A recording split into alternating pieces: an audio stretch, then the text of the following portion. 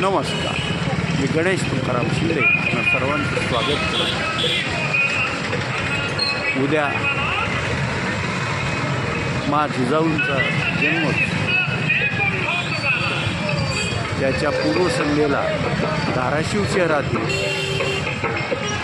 जिजाऊ चौकात असे त्यांचं उभा केलेलं अर्धाकृती पुतळा आणि या ठिकाणी केलेली घोषणा आहे।